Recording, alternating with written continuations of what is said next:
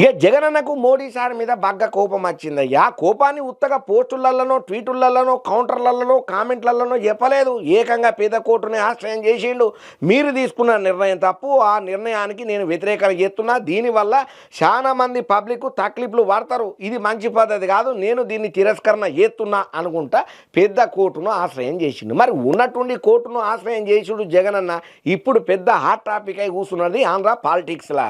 ఇక కేంద్ర ప్రభుత్వం పార్లమెంట్లో ఆమోదం తీసుకున్నటువంటి వక్ఫ్ చట్టం మీద ఏపీల విపక్ష వైసీపీ సుప్రీంకోర్టును ఆశ్రయం చేసిందయ్యా. ఈ మేరకు వక్ఫ్ చట్టాన్ని సవాల్ చేసుకుంటా సుప్రీంకోర్టులో పిటిషన్ను దాఖలు చేసింది. ఇందులో వక్ఫ్ చట్టంలో ముస్లింలకు అభ్యంతరకరంగా ఉన్న పలు క్లాజులను రద్దు చేసేటట్టు కేంద్రాన్ని ఆదేశన చేయాలని చెప్పి వైసీపీ వాళ్ళ పిటిషన్లో కోరినట్టుగా తెలుస్తున్నదయ్యా. ముస్లిం సమాజం యొక్క ఆందోళనలను పరిష్కరించుట్ల వైఫల్యం, రాజ్యాంగ ఉల్లంఘనను తీవ్రంగా పరిగణ చేసుకుంటా వక్ఫ్ బిల్లును సవాల్ చేస్తా సుప్రీంకోర్టులో పిటిషన్ను దాఖలు చేసినట్టు వైసీపీ ఇలా ఒక ట్వీట్ను అయితే ట్వీటింది. ఇక ఈ బిల్లు రాజ్యాంగంలో ఆర్టికల్ 13, 14, 25 మరియు 26లను ఉల్లంఘన చేసిందని చెప్పుకుంటూ వచ్చింది. ఇక ప్రాథమిక హక్కులు, చట్టం ముందు సమానత్వం, మత స్వేచ్ఛ మరియు మతపరమైన వర్గాలు తమ సొంత వ్యవహారాలను నిర్వహణ చేసుకోనికనే స్వయం ప్రపత్తిని హామీ ఇచ్చే నిబంధనలు ఇలా ఉన్నాయని చెప్పుకుంటూ వచ్చింది. సెక్షన్ 9 మరియు 14 కింద ముస్లిమేతర సభ్యులను చేర్చడం, వక్ఫ్ సంస్థల అంతర్గత పనితీరుల జోక్యం పరిగణ చేయాలని చెప్పి వైసీపీ కోరుకుంటూ వచ్చిందయ్యా. ఇక ఈ నిబంధన బోర్డుల మతపరమైన లక్ష్యాన్ని, పరిపాలనా స్వాతంత్రాన్ని దెబ్బతీస్తున్నదని చెప్పుకుంటూ వచ్చింది. అంతకు మించిన వివరాలు అయితే బయట పెట్టలేదు. ఇక ఇప్పటికే సుప్రీంకోర్టులో వక్ఫ్ చట్టానికి వ్యతిరేకంగా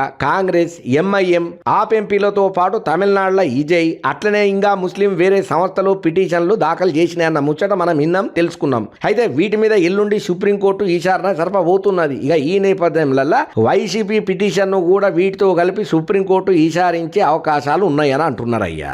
ఇక ఇంకోవైపు వైసీపీ ఇప్పటికే పార్లమెంటు ఉభయ సభలలో కూడా వక్ఫ్ చట్టం సవరణ బిల్లును వ్యతిరేకత ఎత్తు ఓటు కూడా వేసింది. అయితే రాజ్యసభలో ఎంపీలకు విప్ జారీ చేయలేదని చెప్పి జరిగినటువంటి ఏదైతే ప్రచారం ఉన్నదో విప్ను కూడా బయట పెట్టింది. అయితే ముస్లింల కోసం పోరాడే క్రమంలో ఇతర వర్గాలు దూరం కాకుండా వైసీపీ షాన్నే జాగ్రత్తలు తీసుకుంటున్నట్టుగా కూడా తెలుస్తున్నదయ్యా. కాకపోతే ఇవాళ అనూహ్యంగా సుప్రీంకోర్టులో వక్ఫ్ చట్టాన్ని సవాల్ చేసింది వైసీపీ. ఏదేమైనా మరి జగనన్న మాత్రం కోర్టునైతే ఆశ్రయం చేసిండు. మోడీ సర్కారు, మోడీ సార్ తీసుకున్నటువంటి ఈ వక్ఫ్ చట్టానికి వ్యతిరేకంగా. ఇక మరి దీని మీద బీజేపీ పార్టీ పెద్దలు రియాక్ట్ కావాలి కదా. వాళ్ళు ఎట్లా రియాక్ట్ అవుతారో మనకు మాత్రం ఏం తెలుసు, చూద్దాం.